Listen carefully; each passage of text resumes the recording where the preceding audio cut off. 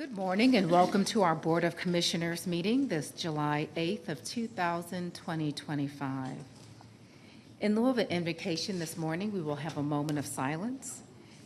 That will be followed by the pledge, which will be brought by Engineer Megan Armstrong, who is with Station 19 B Shift. Again, please help in joining me in a moment of silence.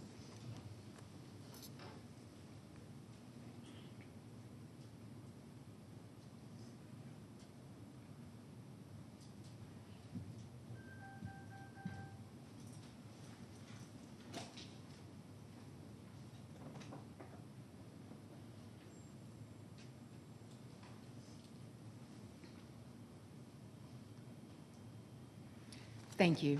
Please now stand for our pledge.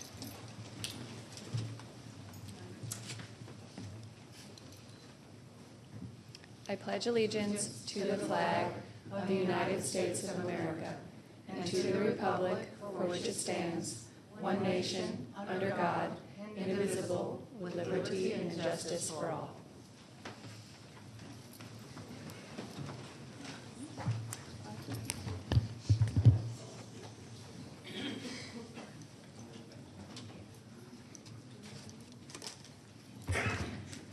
Our meeting is now called to order, and at the top of our meeting, we do have two presentations.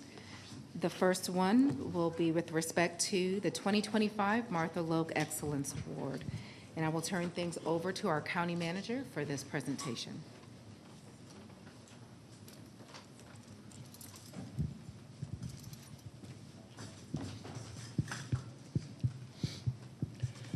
Good morning and welcome to the 2025 Martha Logue Excellence in Leadership Award presentation.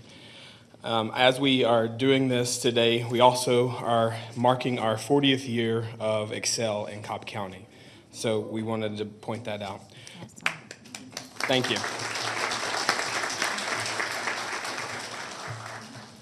In 1993, the Alumni Association of the Excel Management Development Program created an award to recognize Excel graduates who consistently displayed competence, excellence, integrity, professionalism, and other leadership qualities in their daily work.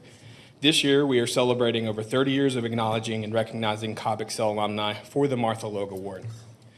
Before we meet the nominees, we'd like to tell you a little bit about Martha Logue, the former Cobb employee for which the award is named. Martha was born and raised in Virginia and later moved to Georgia. She earned her degree in business from Kennesaw College and then passed her CPA license. Her leadership skills, problem-solving abilities, management style, and professionalism, combined with her efforts to create the county's first comprehensive annual financial report, led her to win the Government Finance Officers Association Award for Excellence in Financial Reporting. For 9 years, Martha served as the Assistant Comptroller for Cobb County. Throughout her career, she displayed outstanding communication skills, unwavering integrity, and an amazing ability to foster a team atmosphere every day. While these brief bits of information cannot adequately describe the overall qualities and personality that made up Martha, we hope they do give you a little better understanding of why this award is part of her legacy. We would like to thank the commissioners, Dr. McMorris, and the entire county leadership team for the continued support of the Excel program. We also want to thank the guests and supporters of the nominees in attendance today. And a special guest that we'd like to point out, Sarah Logue, daughter of Martha, is here today, so thank you for being here.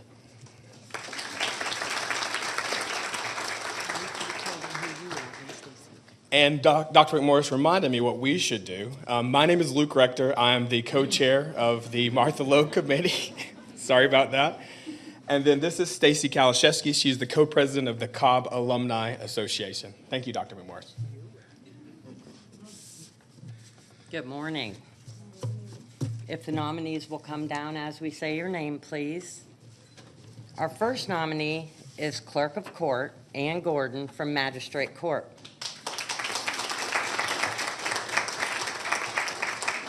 With over 27 years of service, Ann has led with integrity, innovation, and a deep commitment to public service. She helped launch the court's mediation program, now a statewide model, and led the Unified Case Management Project, a major initiative now expanding statewide. Her leadership during a countywide outage kept operations running through a continuity plan she created and maintained. Ann is always looking for ways to improve processes, support her team, and serve the public more effectively. Two words that best describe Ann are transformational and dependable. Congratulations, Ann.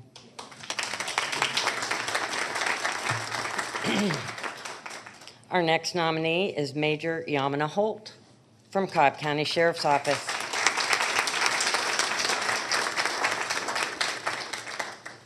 Major Holt is a leader, mentor, and advocate. Major Holt is passionate about empowering women in law enforcement and advancing mental health support. She created a relaxation room and lactation space for staff, supported GED programs for women in custody, and organized the Sheriff's Cup football tournament to raise awareness around bullying. She was awarded the Chiefs Award in 2023 for her service and continues to lead with heart and strength. Two words that best describe Major Holt are inspiring and driven. Congratulations, Major Holt. Our next nominee is Clinton Jones.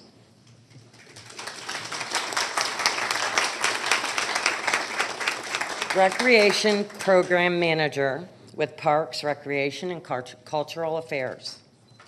Clinton is a standout leader known for his innovation, calm leadership, and dedication to service. He oversees more than a dozen facilities and over 160 staff.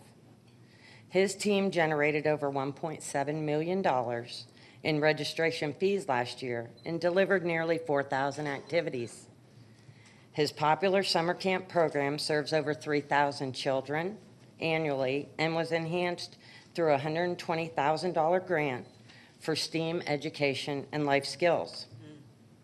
Clinton is respected across departments for his positive attitude and solutions-focused mindset.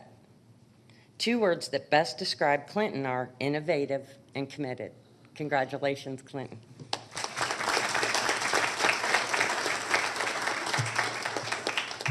Our next nominee is business analyst Ralph Lamusio from Information Technology Services.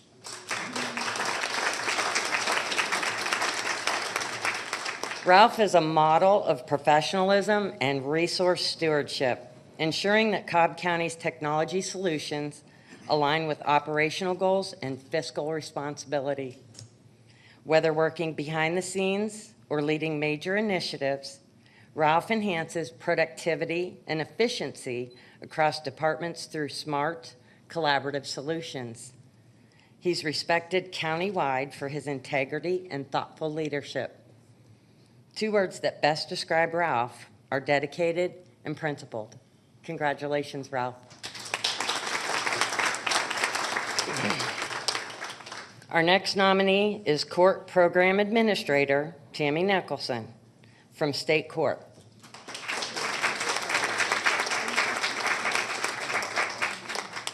As Chief of Probation, Tammy has transformed the department into one of the most respected in Georgia. She modernized operations, authored a full policy manual, and created systems that improved audits, onboarding, and productivity. Judges often seek her guidance on sentencing compliance, and she's widely consulted by probation chiefs across the state. She also recently added a GCIC terminal, working with the GBI to meet stringent certification standards. Two words that best describe Tammy are innovative and respected. Congratulations, Tammy. Our final nominee is Senior Financial Division Manager Roxanne Rush.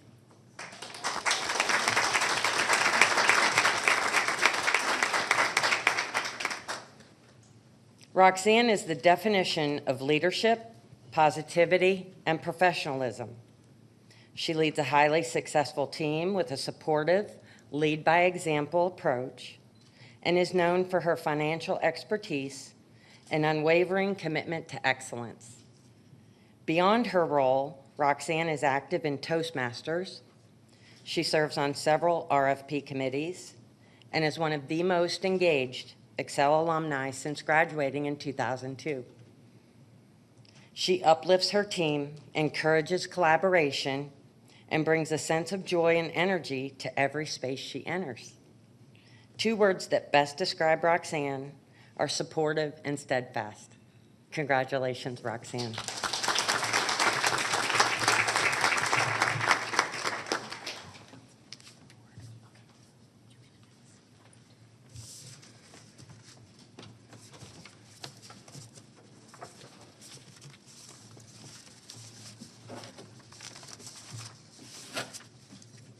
Please give all of our nominees another round of applause.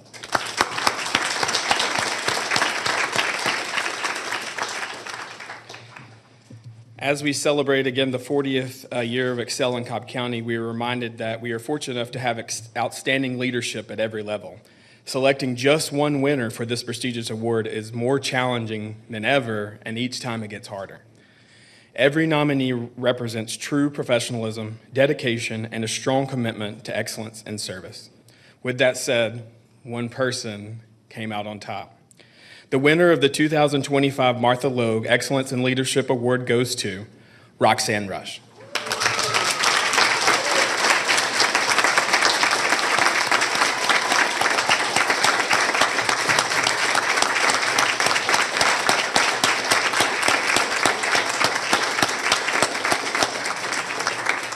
We'll turn it over to Dr. McMorris for any closing remarks. Let's give them another rousing round of applause.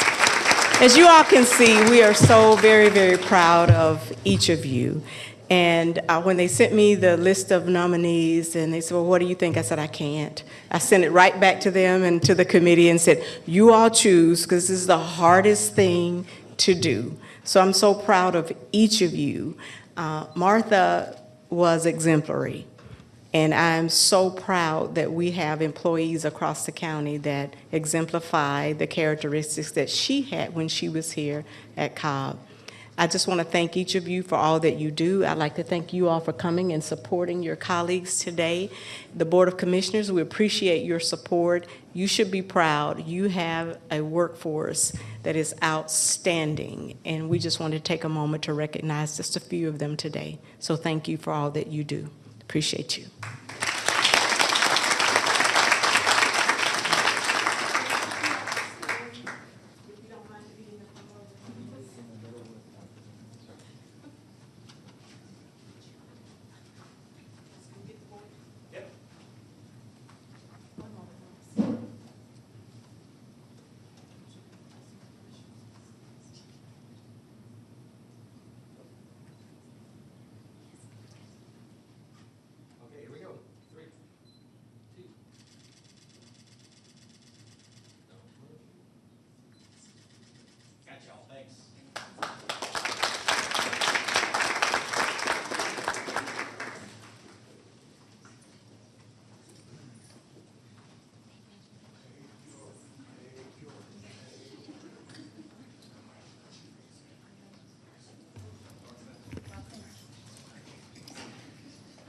Congratulations, Roxanne, and to all of our honorees this morning.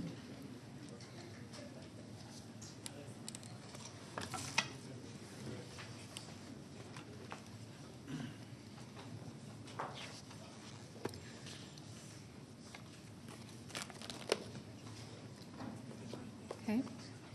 Our next presentation will be to recognize July as Parks and Recreation Month, and that proclamation will be brought by Commissioner Gambrill.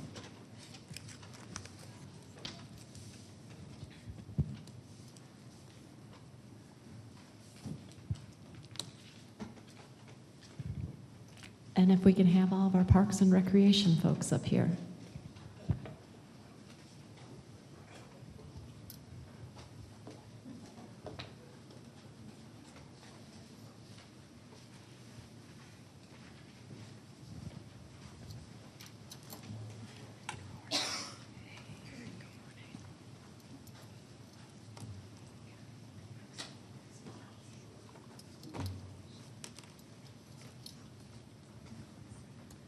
Well, it is an honor and a privilege to stand up here and give you this recognition today. I remembered back in 2019, it was in November, we were driving up to the GRPA awards banquet, and I rode up with a group of parks employees. I don't know who was more uncomfortable, them or me.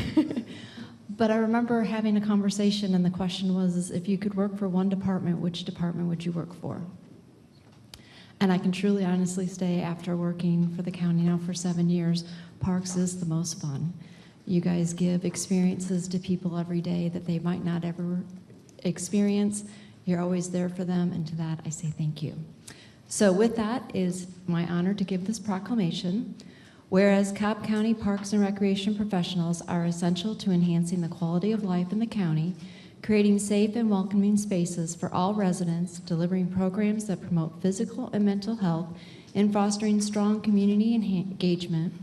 And whereas since 1985, the United States has celebrated Park and Recreation Month in July to recognize the vital role of more than 160,000 full-time park and recreation professionals, along with hundreds of thousands of part-time and seasonal workers and volunteers who tirelessly maintain our nation's parks and deliver high-quality recreation services. And whereas this year marks the 40th anniversary of Parks and Recreation Month with the theme Build Together, Play Together, which highlights how parks and recreation professionals unite communities, promote sustainability, and create lasting memories through sports, arts, nature, and family gatherings. And whereas Parks and Recreation contribute to our country's economic prosperity by increasing property values, expanding the local tax base, boosting tourism, reducing crime, and attracting and retaining businesses. Now, therefore, we, the Cobb County Board of Commissioners, do hereby designate July as Park and Recreations Month and express our sincere gratitude to the dedicated employees who make our Cobb Parks facilities outstanding and bring joy to residents throughout exceptional programs. This, the 8th day of July, 2025.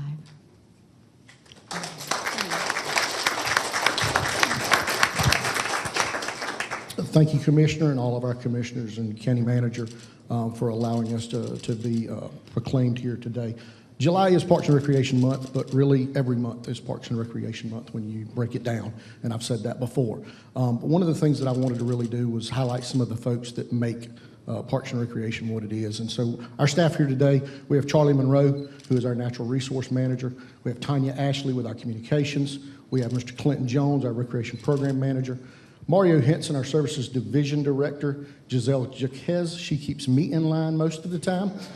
Darrell Walker, our Operations Division Manager. Jason Reeves with our Maintenance Department. Harold Blacksmith, our Wood Artisan and Construction Unit Supervisor. We have Ashley Allen with our Services Admin. We have Dr. Jatun Gibson, our Public Services Agency Director, hiding in the back, which is very uncommon. We have Caitlin Ivey, a crew leader with our Noonday Zone. We have Mr. Josh Bryant. Josh is our superintendent of our Bishop Zone. We have Miss Amari Ramsey, who is with our Special Events Unit. Trevio Chambers, who is a coordinator at our Milford Recreation Center. Mia Adcock, who is also with our Special Events Unit.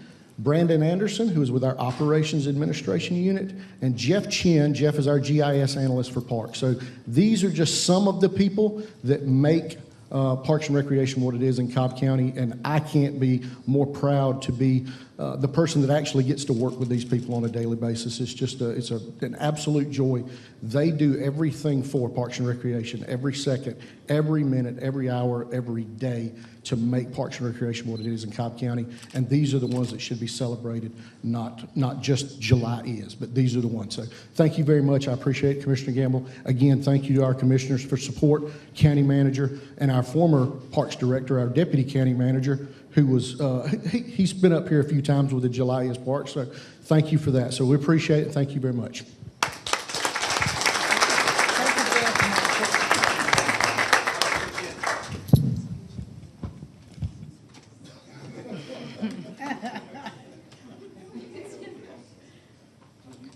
Come on, Michael, you got to step up.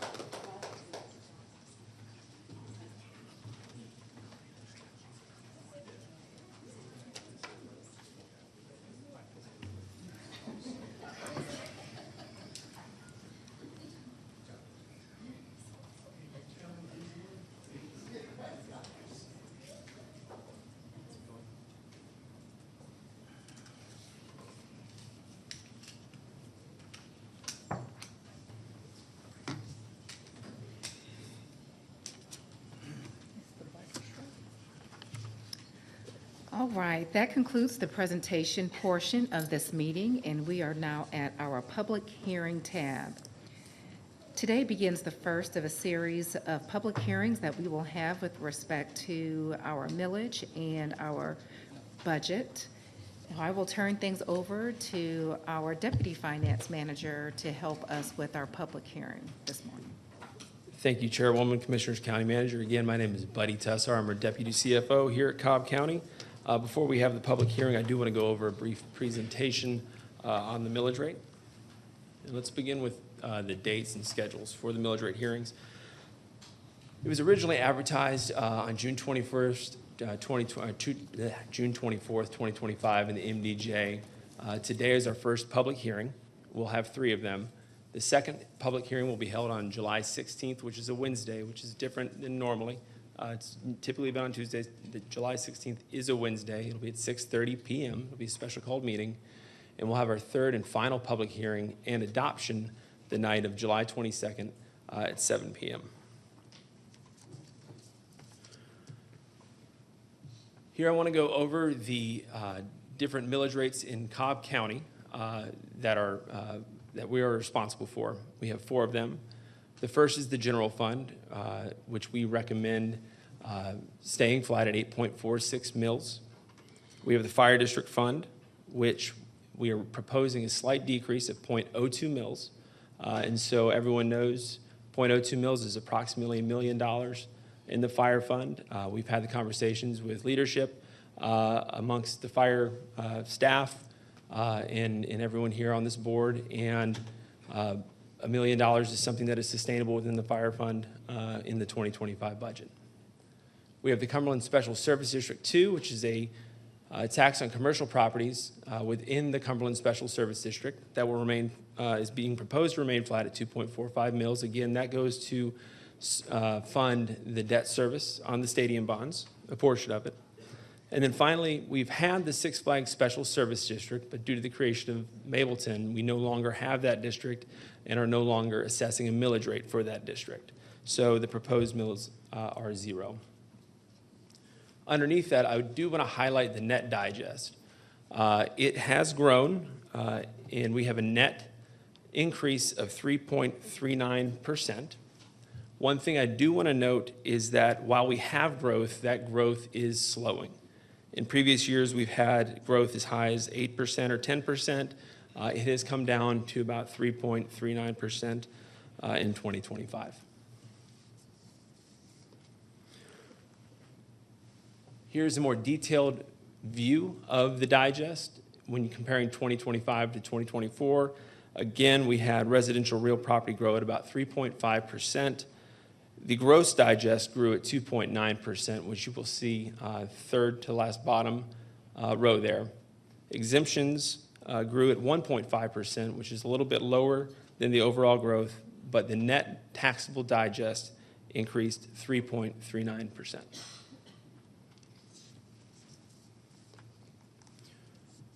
One example that we always like to show, just to emphasize the importance of the floating homestead exemption on primary residence in Cobb County.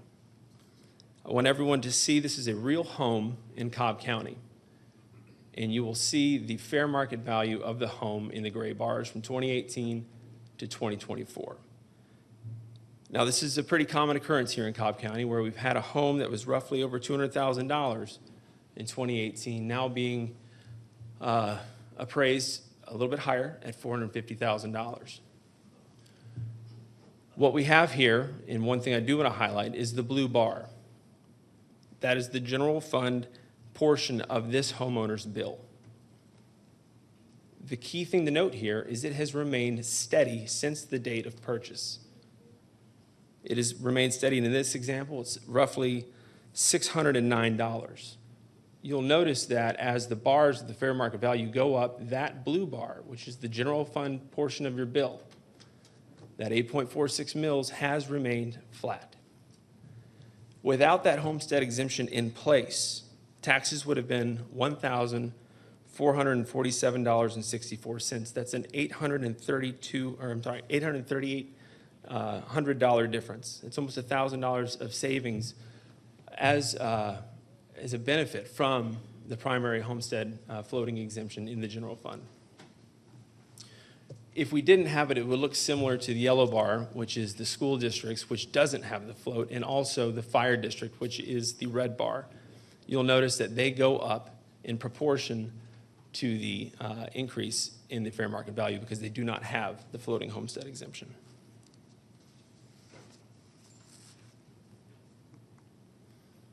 So it's a very brief presentation, but with that, I will open it up for any questions that you all may have. Thank you. What I'll do is open it up for the public to weigh in, and then if commissioners have any comments or questions, I'll call you back. Yes, Before ma'am. doing so, Madam Chair, may we go back to the last slide? I just wanted to see that graph. The yellow line is the school board line. Yes, ma'am. Okay. So in this example, you'll see the yellow bar moving in proportion with your increase because the school board does not have the floating homestead exemption. Right. And as such, it takes up a greater portion of your percentage of your overall tax bill as the values go up. All right, thank you. Very welcome. Okay, thank you. With that, I'm going to go ahead and open up the public hearing for anyone that would like to address the board. You may do so for up to 3 minutes regarding this matter and this matter only. We'll take an unlimited number of speakers. The public hearing is now open.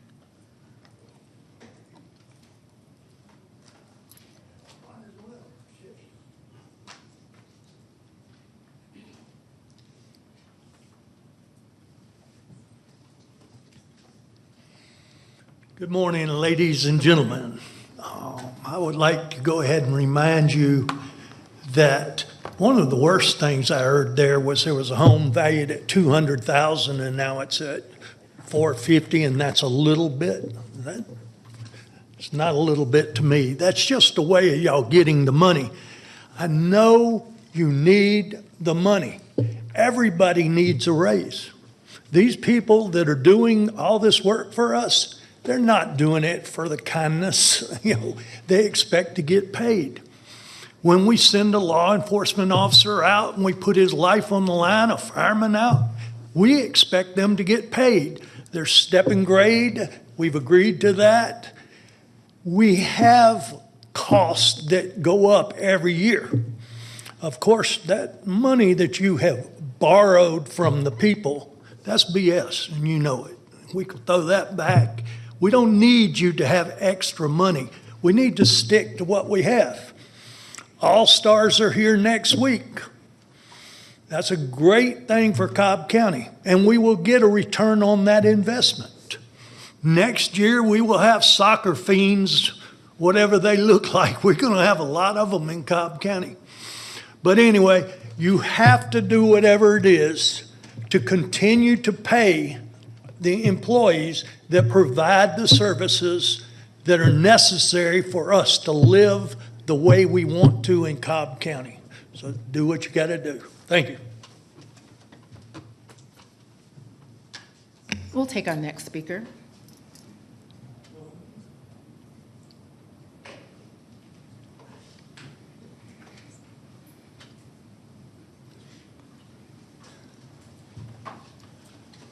Good morning. How are you folks today? I just want to kind of beat on a drum that I've beaten on a lot, which is the water transfer fee. Right now, there are, if my numbers are correct, 250,000 customers in Cobb County for the water bills. And we've already added an $8 fee, that's $2 million a month in increased revenue. And added to that, there's a 3.5% increase in water rate fees twice already this year. So that means those are up 7%. I'll leave off the 2.5% stormwater fee increase twice. And this is supposed to happen again for the next 5 years, at least one raise. Yet we still have to dig down and take money out of the water department to feed the general fund. This is 1% of your total budget. This 14 million, I think it's 13 million and change that comes in the water transfer fee maximum. We've got to do better. That money is intended for infrastructure, hard infrastructure that's not a want, it's a need. It's a have-to-have product. If we don't have water and we don't have sewer, we've got major issues. Stormwater, I know, is a problem, but we're raising the money. Imagine what all that money, I don't know what it is, I'll have to look into it, how much money we're raising additionally for the water department, but yet we're still tucking $13.5, $14 million out of it to fill other needs or other wants. Water's not a want, it's a need. So I say we've already had we've had 2 recent overflows from the sewer system into tributaries, which we may or may not be fined for. So we know we need to work on the infrastructure, but why do we keep taking money out of it to feed other beasts? That's all I want to see is good management of our money, that we keep the money in the water department and we stop this transfer. We need to find other ways to raise revenue rather than robbing Peter to pay Paul. You're not saving anybody any money in property taxes. You're literally giving a regressive tax to the people that can afford it the least in the form of water fees. It's disingenuous, and I would like to see that stopped. Thank you. Thank you. We'll take our next speaker.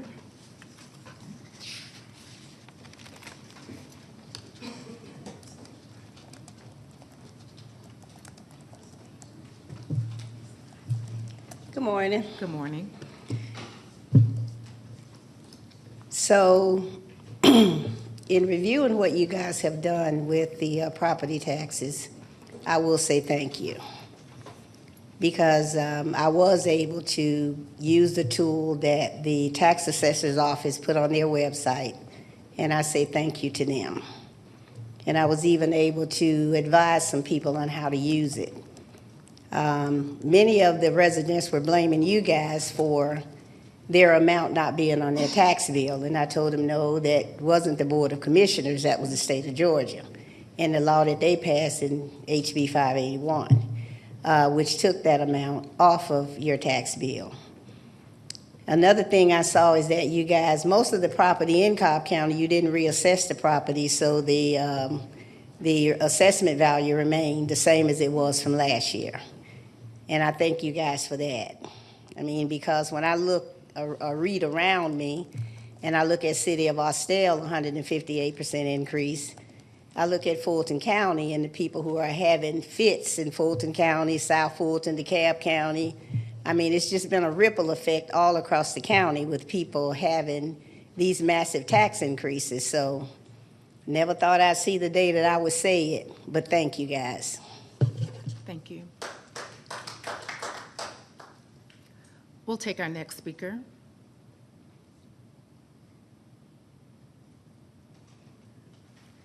Okay. Not seeing any more speakers, I'll close the hearing.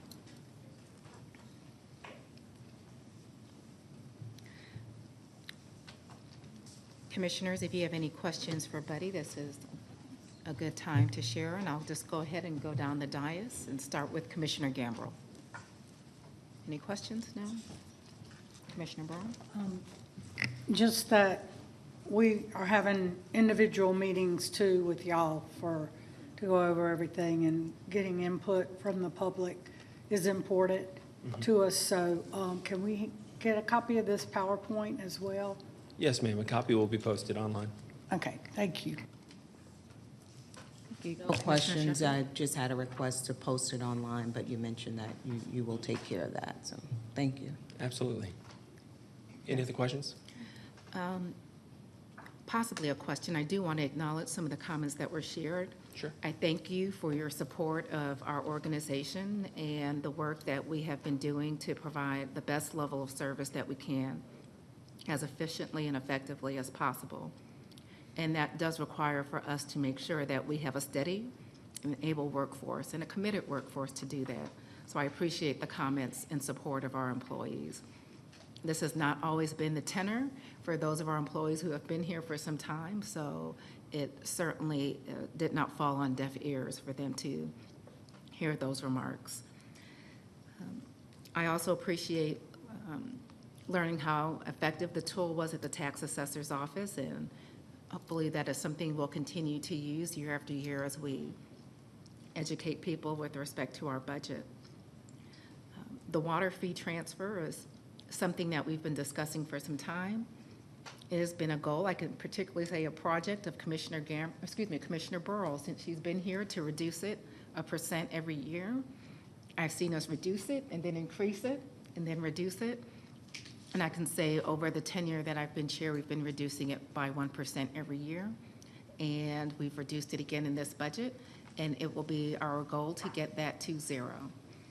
I do want to acknowledge, though, that that transfer had some benefits associated with it, because we do have people paying for water fees that do not have property here in the county. And there's also some people who utilize water who do not pay taxes, so it was seen as a way of providing some recognition that there are others using our infrastructure who may not necessarily be paying property taxes. However, there has been continual question, as has been shared, this is a integral resource to life. And so there should be some consideration that shouldn't be taken lightly as we utilize those fees, and that's something that this board does recognize. We also want to curry the favor of the public and the trust of the public, and we know by continuing to have that transfer that it undermines that. And so each year, I believe that we will have a concerted effort to reduce that to 0. And lastly, the comment about property taxes in the region. You've seen in the news that there are other areas that have seen exponential increases in property taxes. And I can say that I'm very proud of the work of all of our staff and our leaders here, and particularly our finance team, in ensuring that we can maintain a high level of service by being as efficient as possible. And they and our Board of Commissioners were all stewards of your tax dollars, and it is a good feeling to know that we are not continuing to burden excessively our public, and everybody's experiencing economic hardship at this time. So thank you for recognizing how Cobb compares to the region and other localities with respect to our property taxes. With that, thank you for your presentation. I really love the slide with the school taxes. Yeah. Thank you all. And the homestead exemption. I think a picture's worth 1,000 words. That Yes, might ma'am. be worth more. With that, we'll go ahead and close that hearing, and we now have our Thank you all. second hearing. Thank you. And this is to address the budget specifically, and our CFO, Bill Volkman, will be providing that presentation. Good morning, Chairwoman, Commissioners, County Manager. This is going to be a carbon copy of the presentation we gave at the work session, but there are a few changes. So I want to highlight those changes as we walk through this. As you'll noted, when we did the millage presentation, there is a slight reduction in fire. So we have updated the budget, proposed budget, to accommodate that $1 million shift or reduction as we walk through this. So I just want to hit some of these highlights, ask if you have any questions, and then ask if you'll open the public hearing. So we're going to go through the budget highlights here, but first slide here, we're still proposing 4 new full-time positions, 2 of those in fire, 2 of those in water. And then the only numbers that change here on this slide is we were at $49 million increase. We are now to 48 as we took off the $1 million to accommodate the proposed 0.02 reduction in fire. And then want to go through some of these highlights because I think this is where it's most beneficial to kind of see where that $48 million is going as we walk through this process. And you're going to see that we had $11 million, $11.4 million is an increase in water operations, and this is due to water purchases, chemicals, electricity, and gas. So again, and then that is just simply water operations. One of the big items that we want to talk about, though, is employee roster update. So part of every budget process, every April, we take a personnel snapshot, and that accounts for changes in vacancies, as well as updated healthcare and pension numbers. So the personnel roster update, adding no new positions, just the roster update itself increased the budget by $12.3 million countywide. Now, the reason that we did that is a couple factors. We have filled 106 positions since last time we took this snapshot. So the items and the actions the board has taken to focus on recruitment and retention are showing some of those benefits as we move forward. So this is countywide, again, 106 positions. These are not new positions. These were vacant positions that the board had previously approved and we have been able to fill during this last year. And then also part of that, again, is going to be pension and health care adjustments as we walk through those. The next one that we see is the county is proposing a 2% pay scale adjustment / COLA, as well as a merit and continuation of merit and step and grade. Countywide, that's $8.6 million. The important part to note of that is that would take effect in March of each year, just as it has done in previous years. And then we have an increase in the fire contingency. So this is one of the changes that you'll see. This was $5.1 million. We simply brought the contingency down. We did not change any of fire's requests. They're fully receiving the positions they asked for, any operation increases, as well as the continuation of capital funding. So their contingency is going to be just north of $11 million. That is above and beyond requests. So they have some flexibility to address capital needs as those come up. So that is something that we are monitoring and going to continue to work with fire on as we move forward. The claims fund, this is our health, where we account for our healthcare claims and workers' comp funds, increased $5.9 million, and that is simply where we put our dollars to fund our self-funded insurance, cover our liability claims and any workers' comp claims. So as pension as healthcare costs rise, that's the primary driver of this, as well as cost of purchasing insurance for our county.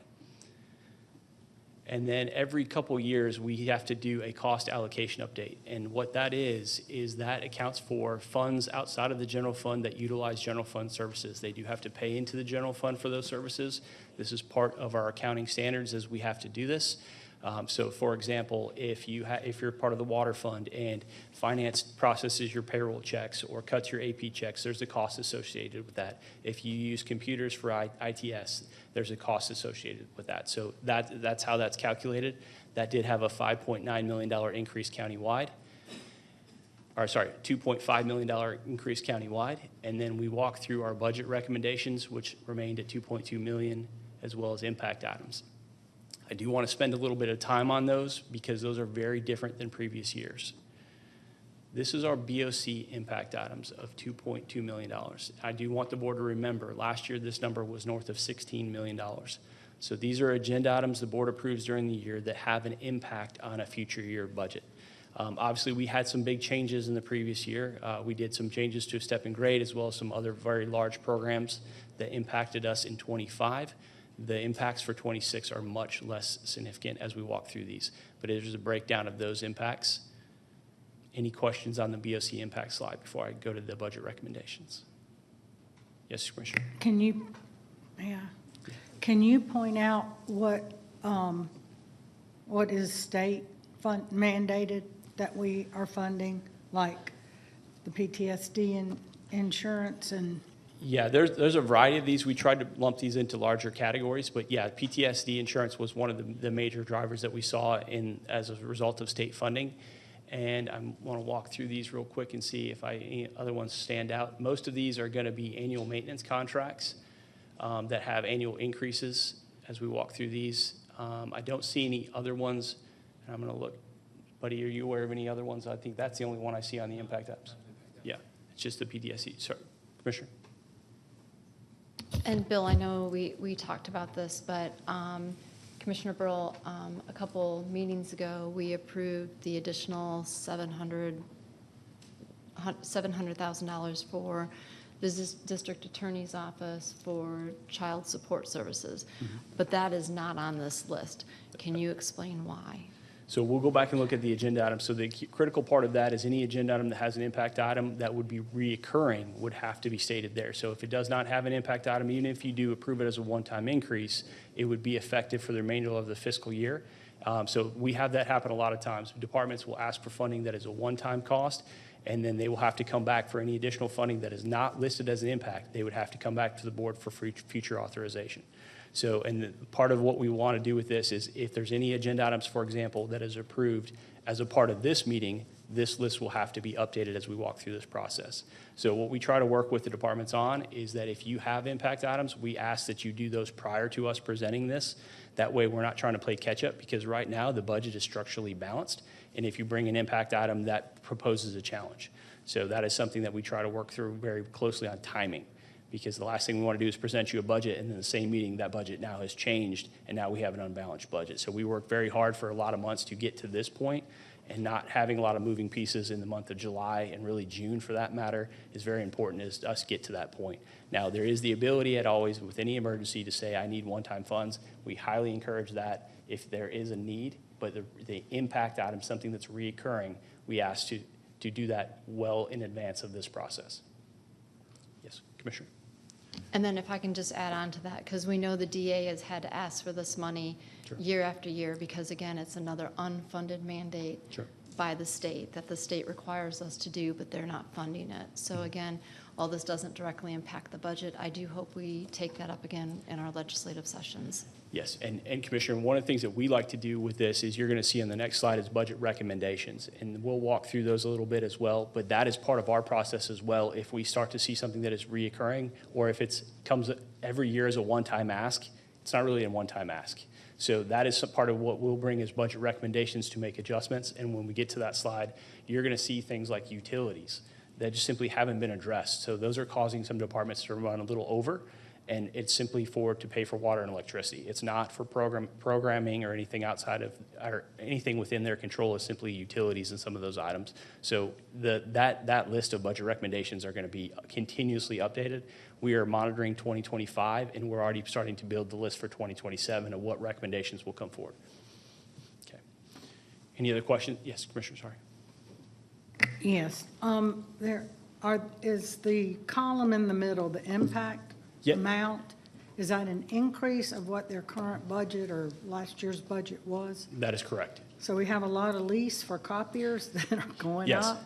we do. And the reason those are on there is we do those in a way that is the department, so all the leases will go through ITS. But for example, if finance has one of those copiers, we pay our share of that lease. So that's kind of how we work through those. But yes, as we do new leases for copiers, those are going to go up just like anything else. So we have a line item there pre-existing because we're always going to need a copier, but if we get a new lease, that may have an increased cost, so we would ask for an increase in the budget to accommodate an existing copier. And that is part of one of our challenges as we go through these, is that you're going to have these contracts that have an impact and required increase. So if we don't do these, that puts a department at actually having less funds available to them to do their operations. Thank you. You're welcome. Any other questions? Okay. I do just want to hit this slide, and then I will ask if you have any generic questions, and then ask if we can open the public hearing. There's a lot of information here, but this wants to show you kind of the level of detail, and these are all rolled up into these object lines. This is countywide, or this is the budget's recommendations of where we need increases, and you'll also see there's decreases on this slide as well. So a lot of information here. But I do want to walk through it, hit a couple highlights for you. Some of the largest decreases. We have undesignated contingency of $1.5 million decrease. That was the all-star contingency. We will not have an all-star event next year. One of our public speakers talked about the FIFA World Cup. We know we will have an event, but that should not be part of the reoccurring budget. We will not have a major event in the county every year. That is what fund balance and one-time monies are for, is to address those one-time events. And then also, as working with the board, one of the things that we did remove is $1 million of undesignated contingency. That was the BOC's $200,000 apiece that we had done this last year. That has been removed to help balance the budget. So again, taking some conservative approaches of how we get there without adversely impacting taxpayers. So we did take a hard look at all those, and you'll see a few others. Some of these are simply shifting between lines. But as we walk through a lot of these are simply based on spend history, forecasting, and trend of how we identify these. So your things like gas, diesel, and fuel. This is based on usage and the estimated cost of fuel where we have been for the last couple of years. This does not contemplate a major increase. It is simply to try to bring budgets up to actual spend as we walk through these. And then there's a variety of other ones as we can walk through, but is there any specific questions? You'll see items like electricity, sanitation, but Commissioner Sheffield, did you have a question? I'm sorry. On contribution at 1.4, can you describe what that is? Absolutely. So that is part of our service delivery agreement with the 6 cities. So we have to make an annual payment each fall of each year. And when we completed our service delivery agreement, we did have a budgetary line. This is the increase that is required to make this fall's payment. So that is what that contribution is, and thank you for that question. Any other questions on the budget recommendation slide? Yes, Commissioner. Bill, just kind of, let's go to the undesignated contingency for the Board of Commissioners. Yes, ma'am. Because I know this is one of my questions that hasn't been addressed. Sure. So the million had been divided out, but it was supposed to cover our operating costs. So, for example, we just talked about copiers. Sure. So if I need a print cartridge for my office and I no longer have this contingency, how will that get paid? And then also, like I just did a mailing to a bunch of constituents, so I know I had a postage fee. How would current Board of Commissioner expenses that are, related to business of the county be handled if that $1 million is taken away? Okay, so a couple things. The 200,000 was to use at the commissioner's discretion. Obviously, it did have to come before the board. So you could use it for a project, you could use it for operation, you could use it whatever those purposes were, but they did have to come before the board. So that was part of that 200K, and that was removed. So to your point, each of the commissioners, including the chair, does have an operating budget. It is a small operating budget, but that's something that we're working on. That would include those type of expenses. But one of the items that you have as available resource is that county has countywide, for example, countywide copiers, countywide supplies. Those are available to you without a special charge. If you have a special need that is not part of that county-wide programming or supplies, there you would be able to charge that to your budget, but that is your discretion because we load it as an operating cost. You could use that for travel, you could use that for printer, for flyers, whatever you may need it for. But just as any other department in the county, you always have the ability to bring an agenda item and say, I need to do A, B, and C, and you bring that forward just as you would with the 200K. It has to come as an agenda item and ask the board for their approval to use additional funds. So that is still an option, and the process is exactly the same. We just aren't designating that specifically as part of the operating budget for each of you. But if there was a project in Commissioner Gamble's district or Commissioner Burrow's district, Commissioner Sheffield's district, or the chair, any of you always have that right and ability to bring an agenda item and ask for it. It could be for a special event, a project working with DOT or parks, whatever that may be, that is always an option available to each and every one of you. Okay. Any other questions? Good. Okay. I'm just going to hit the last slide to show the highlights here. So we were going to walk down through these. We already showed the increase is $48 million.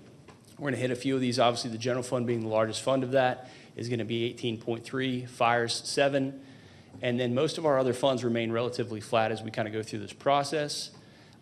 Again, these are our governmental funds, but they account for 33.3 million of the overall increase. General fund and fire being the big drivers, as well as claims. And then our other big driver is water. And again, we already pointed out that water's main driver is simply water purchases, chemicals, and as part of operations. So of the 13.8, a little over 11 million of that is operations alone, not expansion, just paying for what we're doing today. Any questions on the budget? And again, all of this is available online. We do encourage our citizens to go out there, and if you would like a copy of the presentation, I'm happy to email it to you, but it will be posted as well.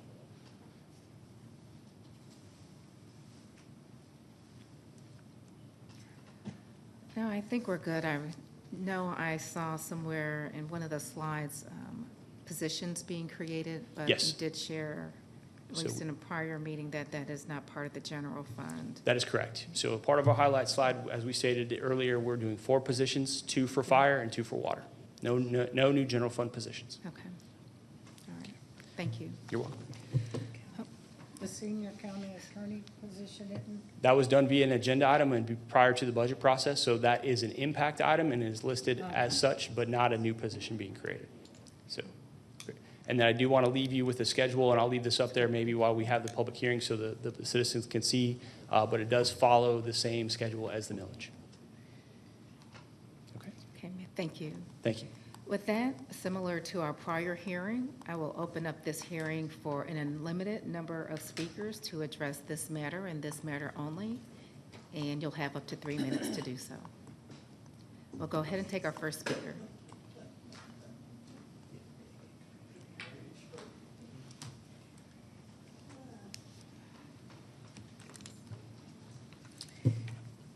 My only objection to this budget. I know we know who you are, but just state your name for her record. Okay, Denny Wilson, Thank you. District 4.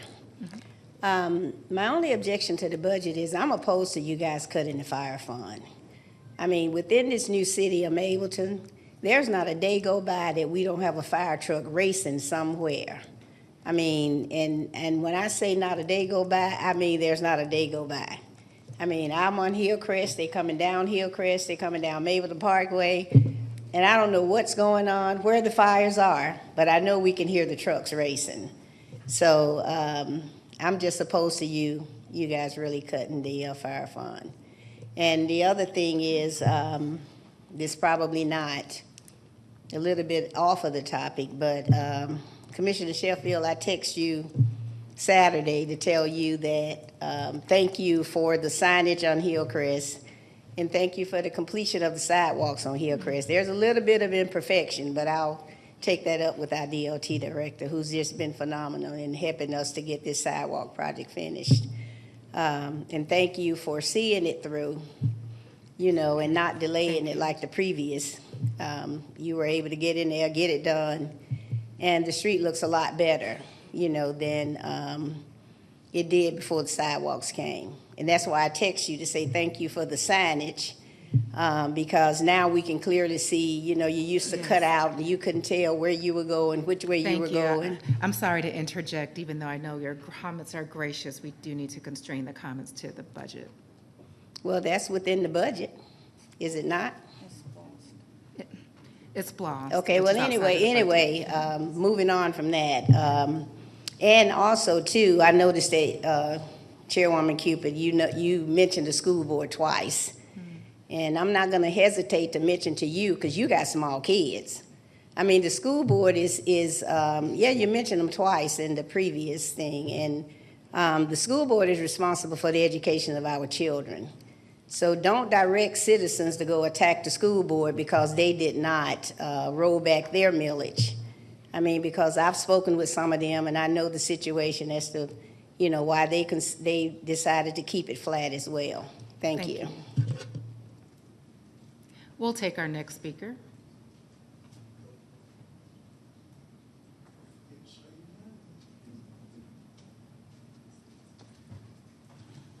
Tracy Stevenson. We're going to touch on the water fund again now that I have some numbers. Our cost went up $11.4 million. Just in the $8 fee, we're raising $2 million a month, or $24 million. I can't square that circle. That means that extra money just in the water fund fee, I mean the was maintenance fee, the $8 per month. That covers the transfer as well as the overage, or thereabouts, within $1 million. So then we've got that 7% water increase already. Can you square the circle for me? That's what I'm asking. I mean, none of that makes sense to me. I may not be a rocket scientist, but none of the math works. Thank you.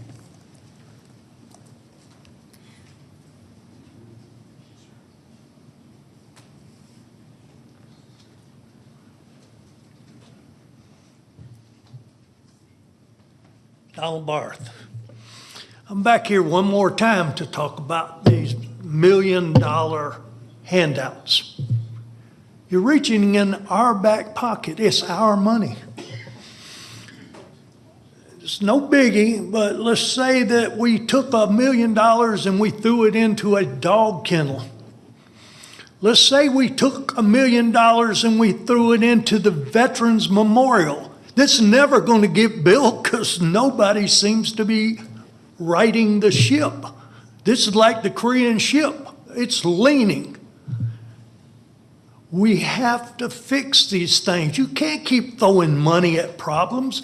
When it comes down to the dog kennel or something like that, Cobb County is full of great people with great companies. We're going to have to learn to reach out and use our resources within the county. Let's say Superior Plumbing, Loud, man, we could go on forever, the Braves. We've got some deep-pocketed people, Home Depot. We've got to learn to use some of these resources to help us along. We don't have to do it all ourselves. If it's so easy to reach out and say, I'll just take this and throw it over there, then you're not working. Work for it. Thank you.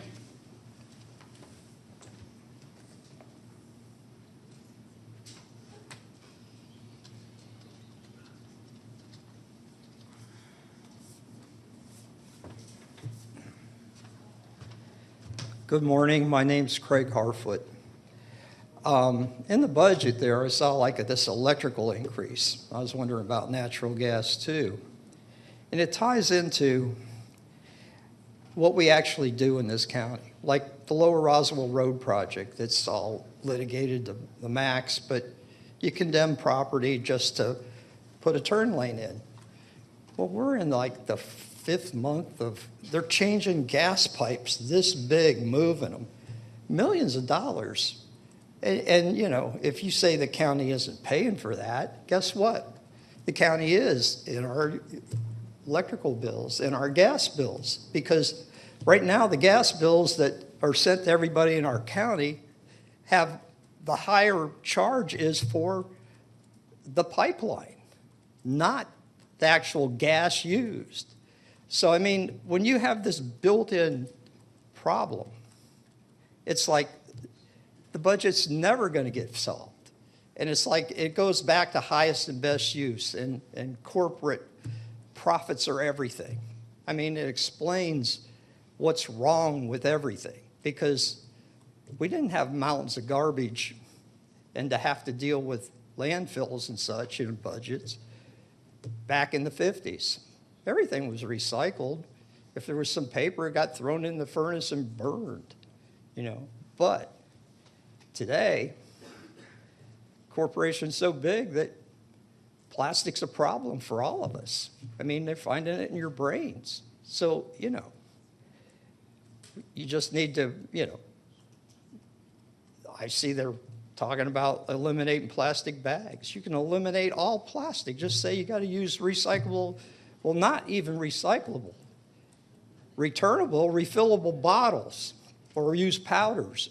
We got to get a whole lot smarter. And profits, if everything's determined in profits, and if our property taxes are raised because highest and best use, well, highest and best use would probably be leave it all natural, growing in trees, not how many people can we get in it, how much can we sell it for, and fake money that keeps inflating where we can't even afford to live in anything.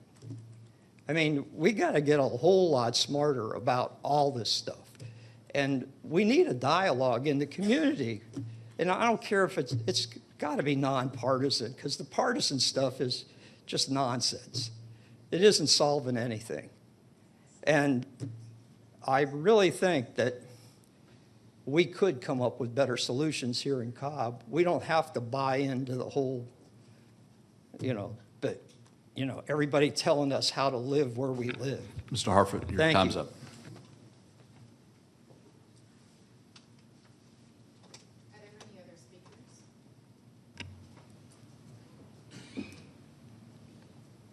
Not seeing any, we'll go ahead and close the hearing. And Commissioners, I'll just go down the dais to see if you have any questions. I'll begin with you, Commissioner Gambrill. Okay, Commissioner Burrow. Commissioner Sheffield. I don't have any questions, but I would like Bill to address the fire fund reduction. I know that you've had conversations with the chief, so if you can just share a little bit about that conversation and the reason it was reduced or proposed being reduced. Thank you, Commissioner. So yes, we are proposing a reduction of 0.02 mils. It equates to $1 million. So I want to be clear, we are not cutting the fire fund. The fire fund is still growing. So one of the key slides that Mr. Tessar shared earlier was regarding the fire fund is very similar to Board of Education's growth, right? It doesn't have that floating homestead exemption that the general fund does. So it is growing at a faster rate. So all we're doing is trying to slow that growth down. So the fire fund is continuing to grow. And the board has done a great job since 2018. In 2018, the board made a decision that we wanted to approve some of our rating criteria, and that was cash balance on hand as well as fund balance. That wasn't just for the general fund, that's countywide. And you have done tremendous strides in that. We no longer borrow at TANs, so we don't do those tax anticipation notes anymore. We don't have to pay interest on a loan. We are simply running on a cash basis. Fire has grown and seen the benefits of that, as has the general fund, but just at a faster rate because the general fund does have the floating homestead exemption. So again, we're not proposing to cut any fire operations. Fire operations continue to grow and expand just like any other operations in the county. We are funding their capital replacement at the highest level that we ever have. So they are going to be current on any of their capital request needs. We're simply asking to slow that growth down because it doesn't have that floating homestead exemption. So to give you an idea, from 2018, when the board made this decision, the fire fund had roughly $35 million of fund balance. In 2024, it's 107. So that is tremendous growth during that time. So we have met those watermarks to say we made a conscious decision to improve that. And if you'll remember, a few years ago, we shifted when we closed out the general obligation bonds. We shifted 0.13 mils from the debt service to fire. And we're simply saying we're going to reduce that by 0.02. So fire had some funding challenges, and we have felt like we have addressed those to the point, but the real estate market has been so successful, and the digest has grown so successful without having that floating homestead that the general fund has. It has kind of outpaced some of the needs. So they will still have an $11 million contingency, a part of the 2026 adopted budget, which will be used to address and has to be used to address fire needs. Whether that's personnel, operating capital, what have you, it has to remain in fire. We cannot send money outside of fire for any other purpose other than a fire project. So again, just trying to slow that growth, and we want to do it in a conservative way. We don't want to take that where you would have a proposed millage rate that would go down so significantly, you'd be back next year asking for a millage rate increase. So we want to take some very small baby steps to slow that growth down while not negatively impacting fire. So that was part of that critical conversation. I know we met with each of you. We met with Director Register, met with the chief, and that was part of our messaging. We want to make sure their requests are funded, and this reduction will have no impact on those requests. Okay, thank you for that explanation. You're welcome. Now I have some comments. Sure. Okay, first of all, Bill, the fire fund is everything: operation, equipment, personnel, salaries, everything is for fire. Sure. Is paid out of that. And I was here when we reduced it before, Yes. and finally got it back, 2 years ago? It went back up to the 2.99? 99. Yeah. Okay, and they may have a surplus now, Mm-hmm. but they have to operate everything they do out of the fire fund. So I don't support moving it from one place to the other. I'm sorry, but I think it needs to stay in the fire fund. I don't want to go through reducing it and then having to pay it back again. And that, I know it's $1 million, 0.02 mils. So is that going to go into the general fund? No, it is a simple reduction. There's no millage shift. General fund is remaining as is. We're just simply reducing fire fund's millage by 0.02 mils to reduce their contingency from 12 million to 11 million. So again, fully funding these requests, fully funding all personnel, operating, and capital as you stated. So to kind of give you an idea, that fund generated a significant net income and has for several years because we've made that shift. And that was part of by design. That was why we did that, is to improve that cash balance, because fire fund has one source of income, unlike the general fund, which has a diverse income stream. Fire has property tax and property tax pretty much only. So we are not shifting this. It's a simple reduction, and it's to slow the growth. Because again, we talked about the digest grew, but fire fund gets 100% of that growth, where general fund, as Buddy stated, you're looking at 3.39% roughly net because of the exemptions. Fire fund does not have that floating homestead exemption. So they have benefited from that growth that the general fund had that exemption to offset that growth. So that is a very good point, though. We do not want to recommend something that would bring you back next year and say, fire fund has to have an increase. We want to take a very small conservative step. We believe fire fund could handle a larger decrease, but we would not want to put the board in that situation where it would negatively impact you for future years. So we want to take a very small and conservative approach to that without negatively impacting a future decision. So this is not in any way to jeopardize any of fire's requests or fire services. They are going to be fully funded. Absolutely, we're going to continuation with everything that you have already approved, step and grade, that we're doing the pay scale adjustments, we're fully funding capital, all of the things that they have, they will, and they will have an additional $11 million contingency at their discretion to bring back before the board to use for any fire purposes.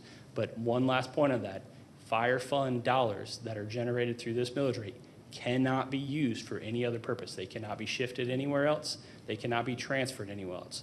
There is an occasional transfer to a fire fund project that is a multi-year project, but that is it. It has to be a fire fund project, fire purpose only. Cannot be used for anything else. Yeah. Any other? Okay, sure. Commissioner Gamble? So two things. One, on the chart, the red line, which was the fire line, fund.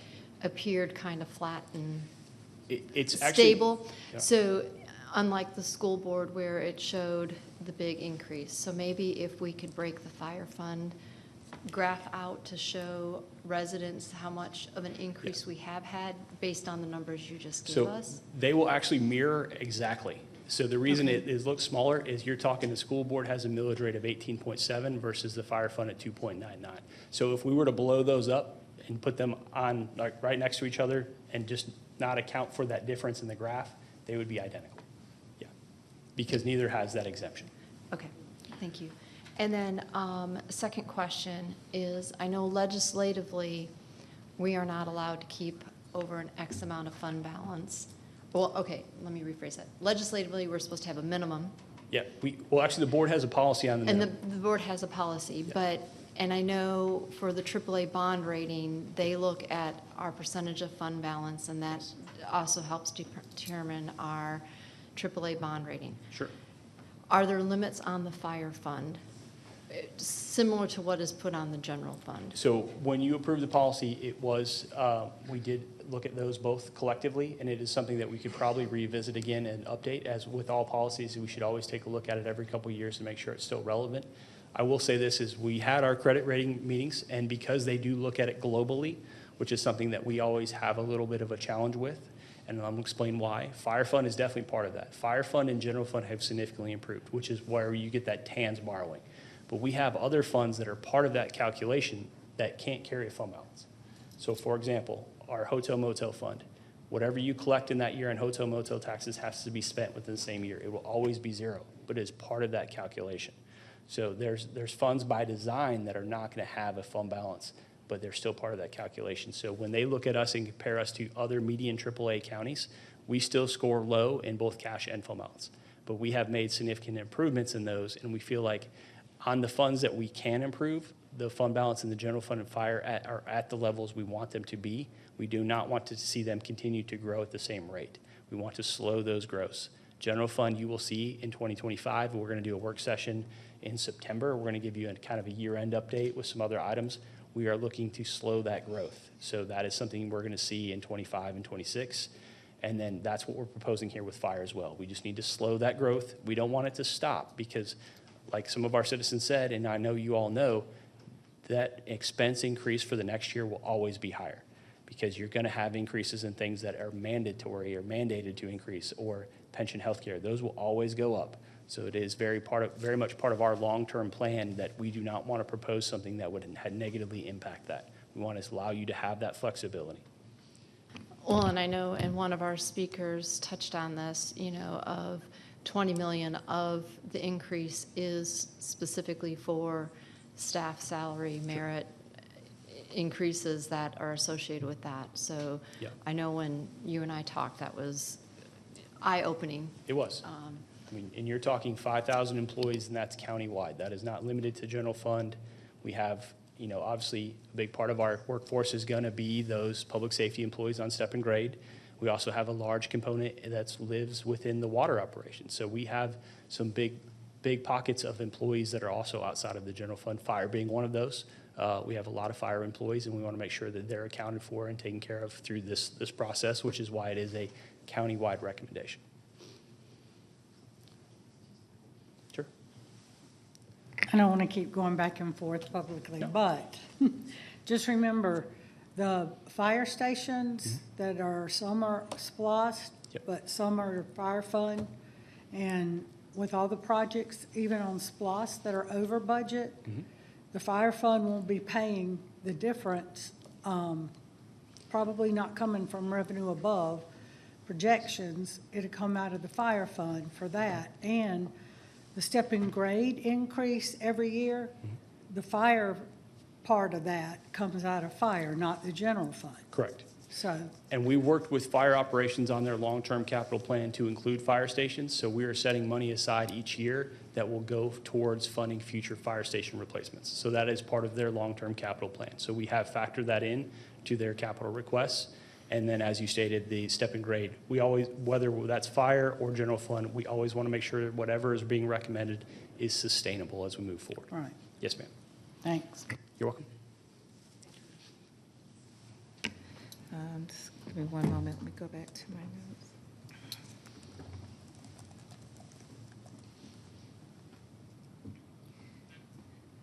Okay, checking to see if our water systems director is here. I have not, she's not here, okay. I know that I serve on the Water Authority, and Cobb County purchases water from the Water Authority, and they continue to increase their cost every year to meet their capital plan. And those costs are passed on to our taxpayers. In addition to us having to pay those increasing costs, we have to pay the increasing costs of maintaining our infrastructure. And, you know, stormwater infrastructure, water system infrastructure continues to age, and it continues to be a burden, not just here in our county, not even here just in the metro area, but nationally. And we have to make sure that we are properly addressing it, because if we don't, the cost that you bear today will even be more later. Something we did try to do was see how we can cover stormwater costs equitably so it's not in proportion to your water consumption. That is not part of this budget, but it's a real part of the discussion that we will have to consider, because the cost of covering infrastructure in the county does not wane. Lastly, there was a comment with respect to the 1 million and doing things in partnership with businesses. That I know we've been on this board long enough where I've seen things ebb from privatization to it being a public operation, and there are pros and cons to both. And I am appreciative of Commissioner Burrell's partnership that she does have in some of her projects.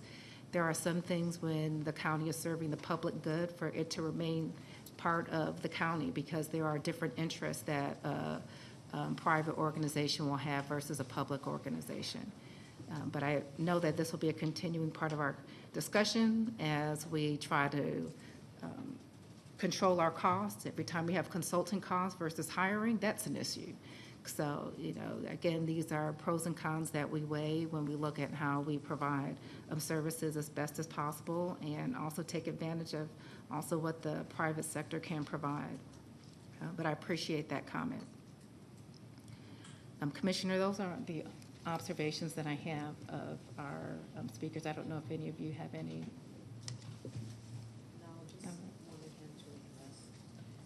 No additional comments. I just wanted him to address the fire fund. Thank you. Okay, thank you. All right, thank you, Bill. Thank you. With that, Commissioner, I'm going to ask that we take a 5-minute break. Come back, 7-minute, come back at 10:25.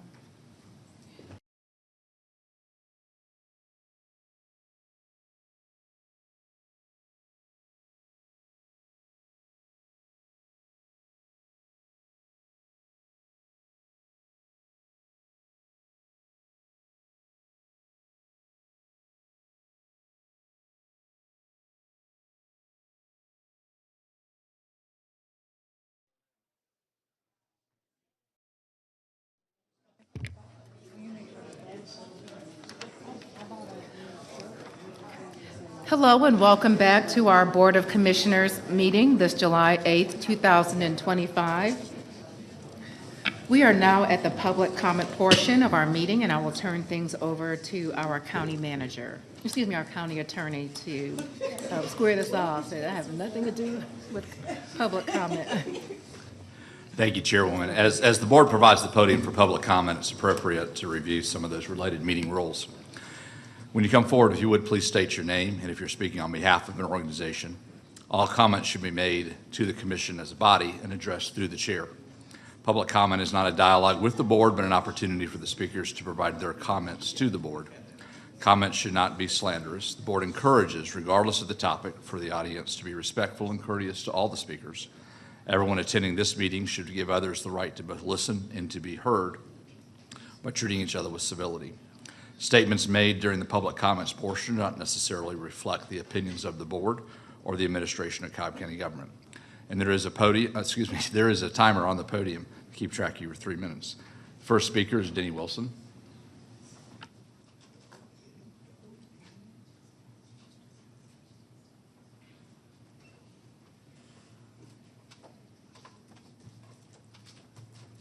Hello again, Denny Wilson, District 4. I'm using my comment today to speak about the homeless situation in Cobb County. I got up this morning and did something that I hadn't done in a long time. I watched the news.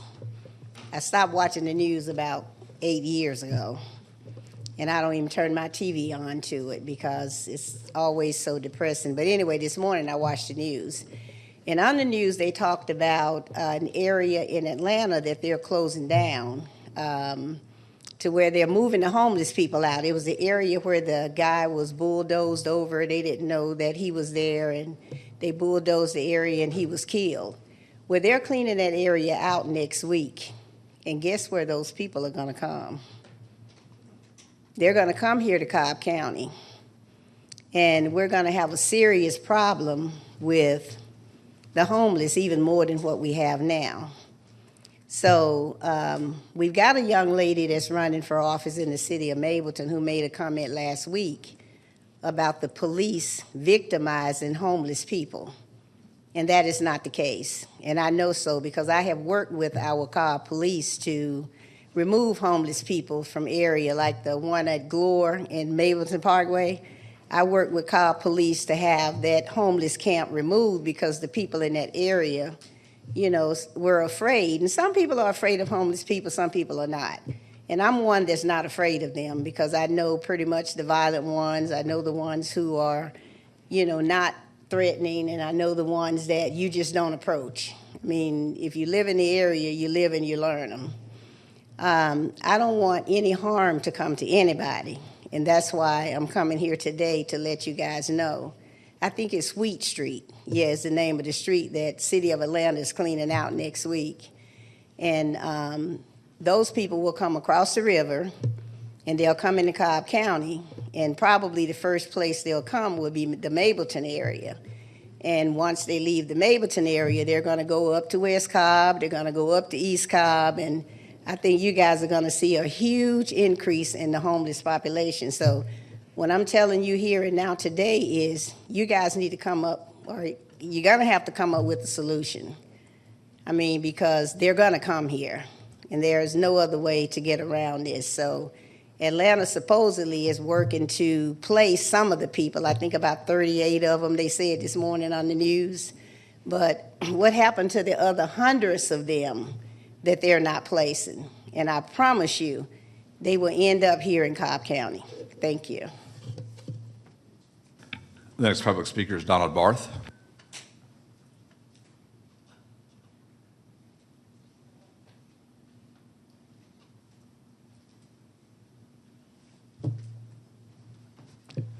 Donald Barth. I think it's still good morning. One of the good things I want to speak about on the good is the service I got from my 911 operator the other week. Wasn't my problem. I get a call from a neighbor. He's going to shoot his wife. What the hell are you calling me for? Call 911. Well, you do it. So I have to call 911 and go third person. I heard this, I heard that, and the operator was fantastic, which helped de-escalate the situation, which could have been even uglier than it was. The bad is good because the horses were there at the parade at the 4th of July. The worst part is the horses needed to be at the front of the parade, not at the back of the parade, but our horses, I was very proud to see them. It is possibly a good investment. It is something that Cobb County can use at times. There's always something going on in Cobb. Let's get down to the ugly. Everybody wants to get up and talk about affordable housing. Let's stop right now. Let's get to livable housing. I want to challenge Dr. Jackie over there. I want to challenge you. I want livable housing in all of Cobb County. I want you people to do your job when it comes to governance. Pass some codes, pass whatever it takes, blight these owners. When I see some of the stuff that people share, it's not livable housing. Well, if they fix it, they're going to have to go up. No, if we let them treat people like second-class people, they're going to do it. You hold them accountable. You hold them accountable. I saw pictures of the grass. The grass is knee-high. You know, now it's going to be Mableton's problem. A lot of that's going to come out of Cobb County.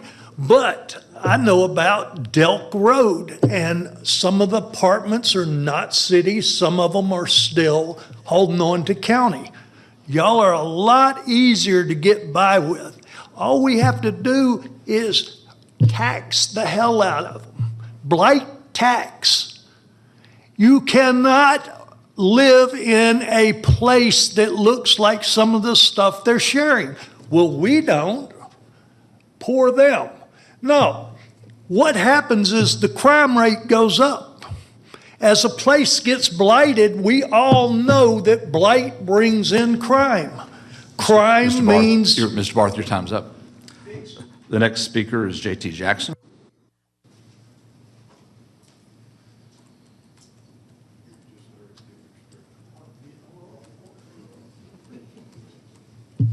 Hi there, JT Jackson. Just wanted to say very excited for the coming All-Star Week. There's going to be activations all the way down in Druid Hills, all the way up here to Marietta. So it's really going to be a celebration of Metro Atlanta and our baseball franchise, the Atlanta Braves. One thing I did want to point out was in my travels to the stadium on the intersection of Windy Ridge and Interstate North Parkway, on the east side intersection by Pennant Park, there's a control box that looks like, basically, it looks like a garbage can. And folks traveling to the game, they love leaving their trash on there. And that trash ultimately, gets knocked off of the control box and ends up in Rottenwood Creek, which ends up in the Chattahoochee. So I would love to see trash can or some solution, maybe changing what that control box looks like on that corner or getting a trash can there so that trash is less likely to end up in our river. One other thing I wanted to point out was on the Atlanta Braves property, they used to have a bike station where workers and folks go into the game could drop off their bikes, leave them parked. It was a covered station.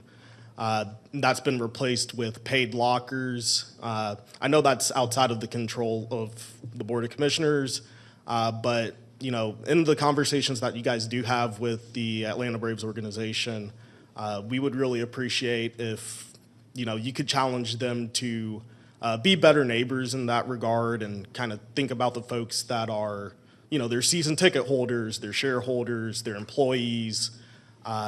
It would be completely unacceptable if they just got rid of the orange deck parking garage for where people bring their cars. And I kind of feel that same way being a bike rider to games, kind of feel overlooked. So if when having those conversations with the organization, if you could keep that in mind, that would be wonderful. Thank you. The next public speaker is Craig Harfoot.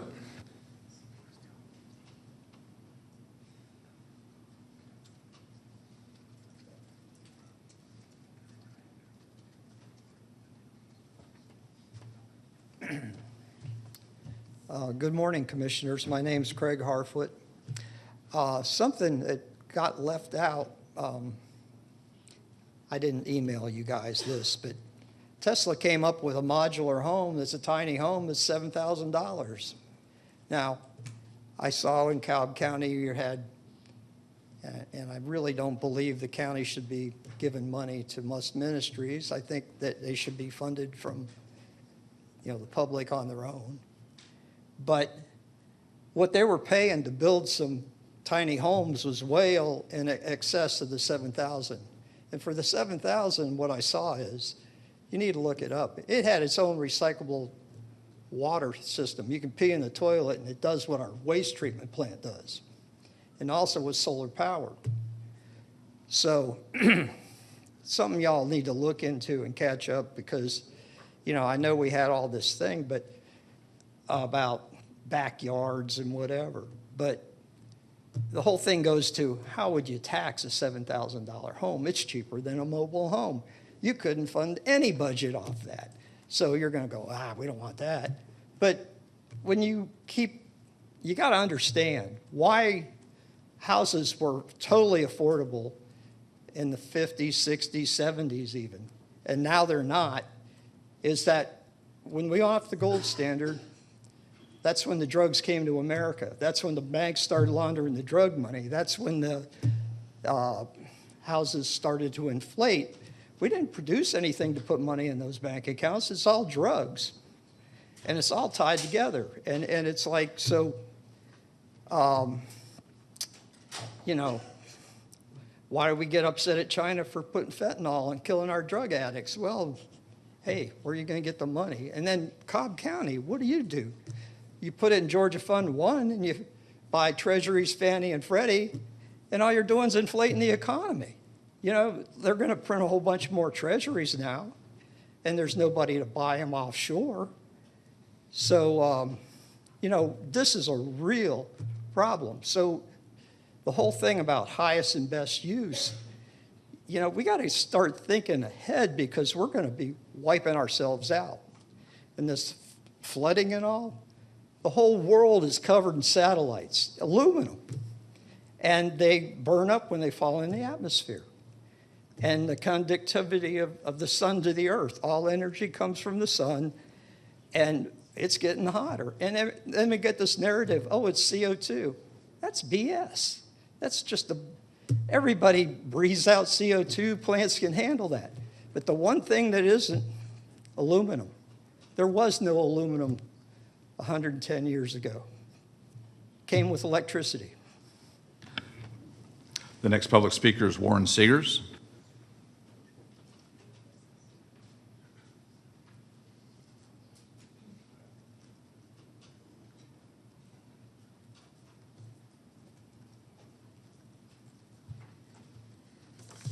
Good morning. My name is Warren Seegers. The matter I'd like to address pertains to this piece of paper here. If you'd like to see a copy of the paper, here you go, sir. Thank you very much. I appreciate all the hard work that you all do here. Seen a lot of figures here today. 2.99, 5.6, 6 point, we're talking about millions and millions of dollars, which is very important to you and the county. Well, I'd like to address 1.3, and this 1.3 is $1.3. And the reason that I'm bringing this to your attention is because what you're looking at here is, and let me start from the beginning. I am a retired correctional officer, and then after being retired for a couple of years, I decided I wanted a part-time job. I looked on your website. I found a part-time job as a part-time crew chief, and I really enjoyed that work. In fact, I would still be there now, but my wife started getting a little sick, and I needed to spend more time with her. But the reason I'm here is because of this letter. This is what you gave me, or I was given when you hired me, and it had a salary amount there per hour, and then it said plus an additional 1.3 for detention pay. I am a veteran, skilled correctional officer. I know how to work with inmates. I did. They're not easy to work with, but I am skilled. And I also say that as a crew chief, most crew chiefs there worked with maybe 3 or 4 inmates. They would paint around the building, or they would clean the bathrooms, or they would cut the lawn. I worked in the kitchen, and I worked with 9 inmates every day, sometimes as high as 14, and sometimes even more than that, and I can tell you why. That's because a lot of times they used to ask me to take them back. You know, you're going back here, take this one, take that one, and I'm walking down the hallway with 15 inmates. But the reason I'm saying this is because I wasn't able to get my statements for a long time because they were supposed to come to my personal email. Well, they never did. And so one day I finally needed a statement, and I told them, well, just send it to my county email. And when I looked at it, and I said, well, where's the 1.3? And that's when my supervisor said, well, you're part-time. You don't get 1.3. And that's why I'm here. Okay, now you promised me 1.3. Mr. Seegers, sorry, Yeah. your time is up.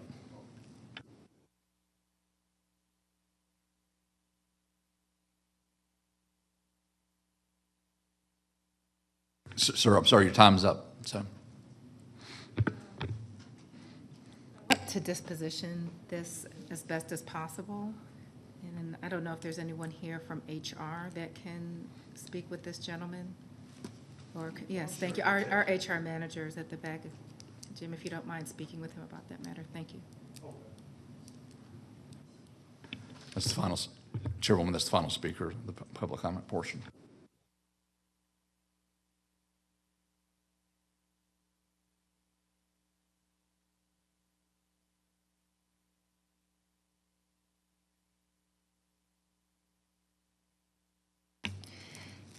Thank you. We are now at the consent agenda portion of this meeting where we vote on a number of items at the same time where there is not opposition.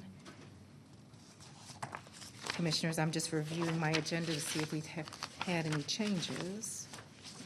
I believe we have an addition from our exec session here. So with that, Commissioners, I move that we add the following item to our consent agenda.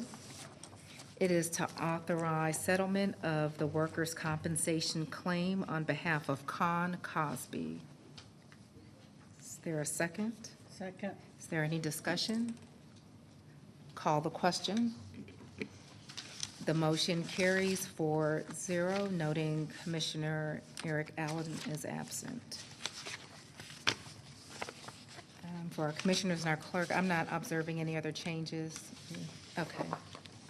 With that, Commissioners, I move that we approve the consent agenda as it has been revised and to authorize execution of the necessary documents by the appropriate county personnel.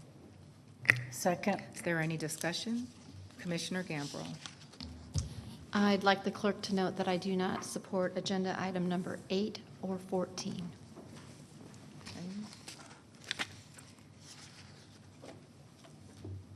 8 is regarding the autonomous vehicle program, and 14, economic development strategic plan. Does anybody else have any comments? All right, with that, I'll go ahead and call the question.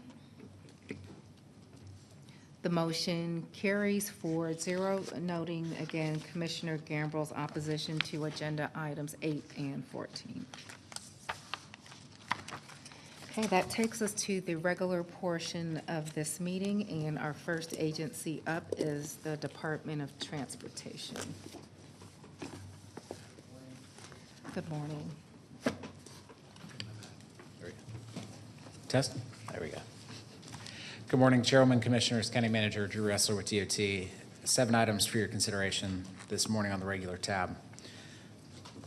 Our first item is to recommend the Board of Commissioners approve a contract with Backbone Infrastructure LLC in an amount not to exceed $995,561.60 for Shallowford Road at Gordy Parkway West, project number B2306. authorize the corresponding budget transactions, and further authorize the chairwoman to execute the necessary documents. Commissioner Burrow. Motion to approve. Second. Is there any discussion? Call the question. The motion carries 4-0. Thank you. Our next item is to recommend the Board of Commissioners approve a contract with Chatfield Contracting Incorporated in an amount not to exceed $97,459.51 for drainage system repairs on Aspen Wood Court, project number B22145. Authorize a corresponding budget transaction and further authorize the chairwoman to execute the necessary documents. Commissioner Burrow. Motion to approve. Second. Is there any discussion? Call the question. The motion carries 4-0. Thank you. Our next item is to recommend the Board of Commissioners to approve a contract with Advanced Road Construction LLC in an amount not to exceed $179,684 for drainage system repairs on Stonywood Circle, project number B22170. Authorize the corresponding budget transactions and further authorize the chairwoman to execute the necessary documents. Commissioner Sheffield. So moved. Second. Is there any discussion? Call the question. The motion carries 4-0. Thank you. Our next item is to recommend the Board of Commissioners approve a contract with Smart Road Technology LLC in an amount not to exceed $684,960 for damaged traffic signal pole replacement at 11 locations. Project number B2593. Authorize a corresponding budget transaction and further authorize the chairwoman to execute the necessary documents. So moved. Second. Is there any discussion? Call the question. The motion carries 4-0. Thank you. Our next item is to recommend the Board of Commissioners approve Amendment Number 1 to the intergovernmental agreement with the City of Ackworth for Nance Road and Ackworth Due West Road traffic study, project number B2548. Authorize a corresponding budget transaction and further authorize the chairwoman to execute the necessary documents. Commissioner Gambrill. So moved. Second. Is there any discussion? Call the question. The motion carries 4-0. Thank you. Our next item is to recommend the Board of Commissioners approve a memorandum of agreement and supplemental agreement number 1 to the project framework agreement with the Georgia Department of Transportation for preliminary engineering design of Big Shanty Road widening, Cobb County project number B2431. Approve amendment number 1 to the Cobb framework agreement with the Town Center Community Improvement District for said project. Authorize the corresponding budget transactions and further authorize the chairwoman to execute the necessary documents. So moved. Second. Is there any discussion? Call the question. The motion carries 4-0. Thank you. Our final item this morning is to recommend the Board of Commissioners approve a project framework agreement and a memorandum of agreement with the Georgia Department of Transportation for preliminary engineering design of George Busby Parkway Corridor Trail, Cobb County project number B2438. Approve a Cobb framework agreement with the Town Center Community Improvement District for said project. Authorize the corresponding budget transactions and further authorize the chairwoman to execute the necessary documents. So moved. Second. Is there any discussion? Call the question. The motion carries 4-0. Thank you, Chair. Thank you. Our next tab is for support services, and we have one matter under information technology services. Good morning, Chairwoman, Commissioners, and County Manager. Our item this morning is a joint item with DOT requesting your approval of a 5-year contract with CenturyLink Communications, LLC, for a comprehensive network assessment and modernization of the county's enterprise network and our traffic management network. This item will be partially funded by 2022 SPLOST Project B0020. We're requesting your approval of the contract in a total amount not to exceed $3,311,078. Authorize the corresponding budget transactions and further authorize the chairwoman to execute the necessary documents. So moved. Second. Is there any discussion? Call the question. The motion carries 4-0. Thank you. That takes us to our second public comment. We have no one that's signed up for that portion. Thank you. That now takes us to the appointment tab, and I believe all of the appointments are announcements for Commissioner Allen, which I will read. I'd like to announce the appointment of Shelley Corgell to Keep Cobb Beautiful. announce the reappointment of Milton Dortch to the Airport Advisory Board. I'd like to announce the appointment of John Jackson to the Transit System Advisory Board, and announce the appointment of Tracy Stevenson to the 1% Special Purpose Local Option Sales Tax Citizen Oversight Committee. Say that 3 times fast. All right. And he's here. And yes, I believe Tracy is here. Is he still here? Yes. Congrats to you on your appointment. That now takes us to our Commissioner's public address. We can begin with Commissioner Gambrell once her slides have come up on the screen. Come join us with Roving Ranger at Cobb Parks. You can join Parks at Allatoona Creek on Thursday, July 10th from 9 to 11 a.m. for a morning of outdoor fun. Try your hand at archery and plastic axe throwing, check out wildlife skulls and fur, and test your knowledge with a snake identification game. Don't worry, there's no live snakes. This family-friendly event is perfect for all ages to enjoy animal biofacts and outdoor activities. For more information, you can contact Candace Cook at candace.cook@cobbcounty.org. And lastly, today is Cow Appreciation Day. It's a day to celebrate cows and recognize the important contributions they make to our lives. You can learn more about cows and by supporting our local farmers.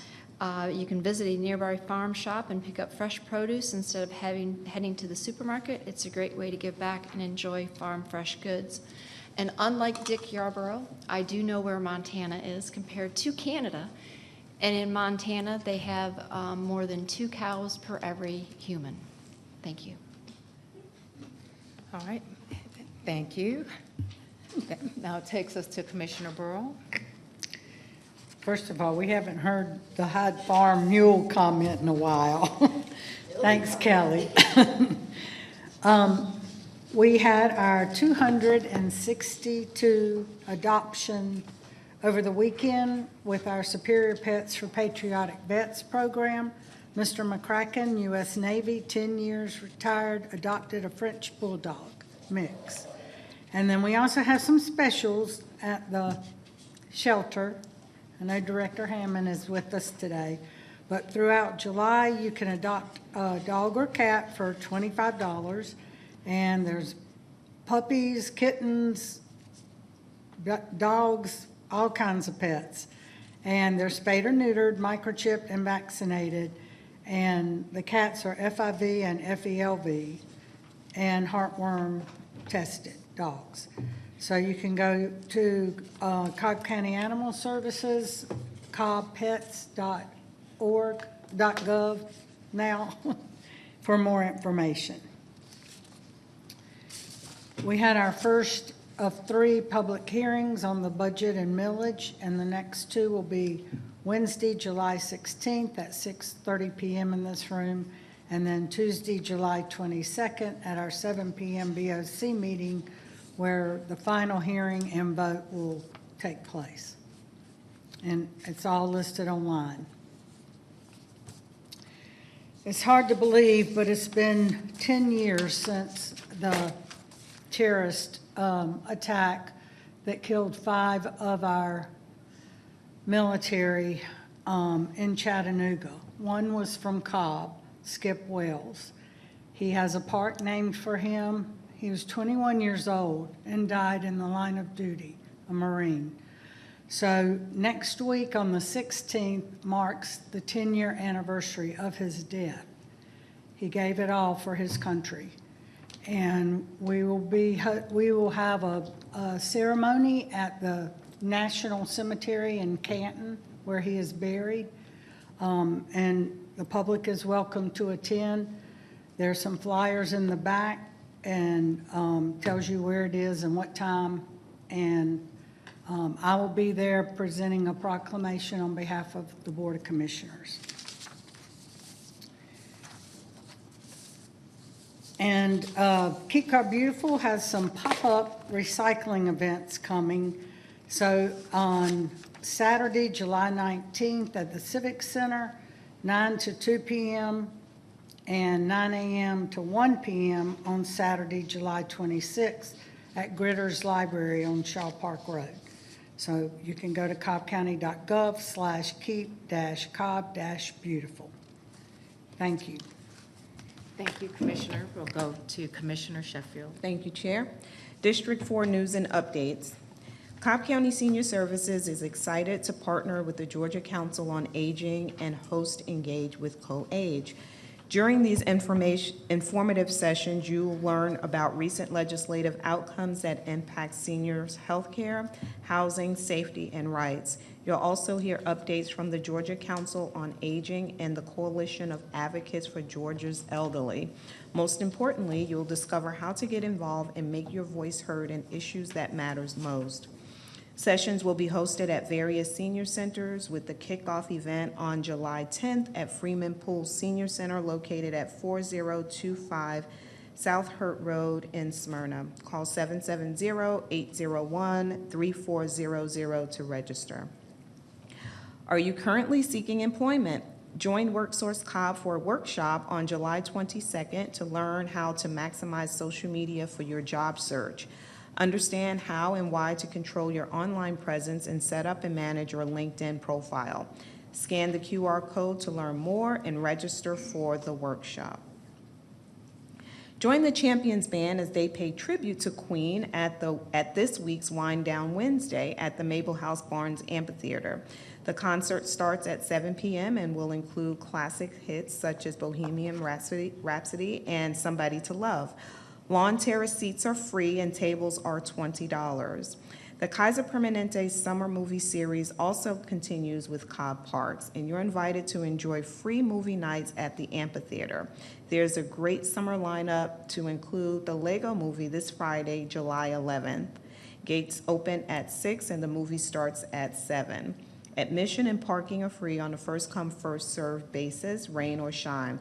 To learn more, visit mabelhouse.org. Thank you. Thank you, Commissioner. And with that, thank you all of you for tuning in today's meeting and participating in our budget hearings. Please note that we have 2 more left and that we will be voting on the final budget on our 4th Tuesday meeting, which will be here in this room. And with that, hope all of you have a great rest of your week. Our meeting is adjourned.